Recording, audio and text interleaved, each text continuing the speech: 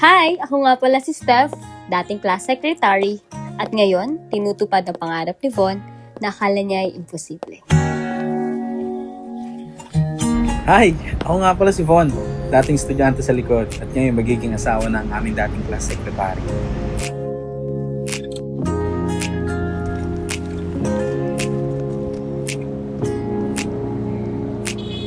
Uy! Gas A? Von? Steph! Uy, nice to meet you. Ano ka pasok? Baka 9 ata. 9? 7:30 pa Okay lang na ah. tayo? Tumaba? Ikaw.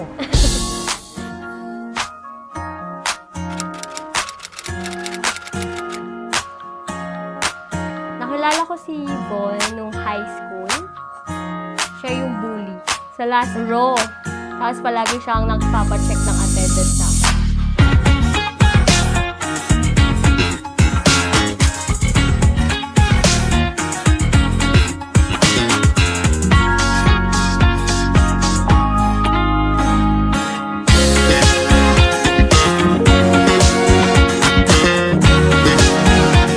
Ikaw nga para kang magkakati. Hindi naman. Hindi ko bitbitin ko na yan para sa'yo eh. O, kunin mo na.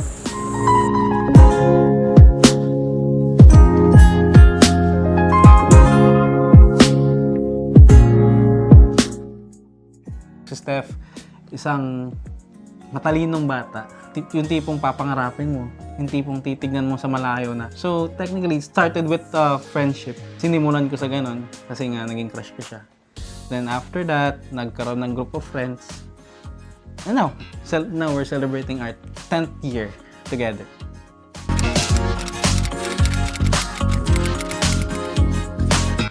Siguro, nagustuhan ko si Von dahil matyaga, mabait, pinagpipray ko palagi kay Lord.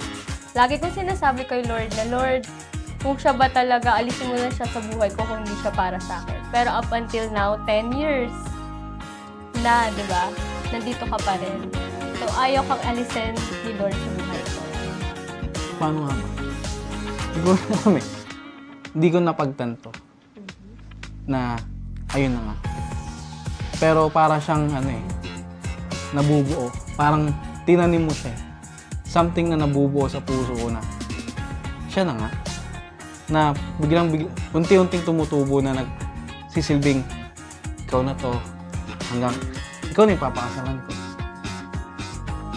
Hindi ako mangangako sa kung ano man gagawin ko. Pero mananatili akong andito, hindi kita iiwan, hindi kita ipapapalit sa kung ano man. Mas pipiliin kita sa kung ano mang i-offer ng mundo sa akin. Kasi you're more than that.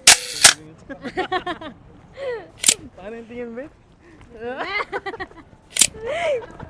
Be, matandaan kita. Feeling ko nabutas yung pantalon ko, Be. May papangako ko na hindi man ako magaling magluto, magiging magaling naman akong asawa. Magiging magaling na nanay sa ating mga anak. At papangako ko na hindi na ako magli-lead. Uunawain na kita at hahayaan na kitang mag-provide for our family.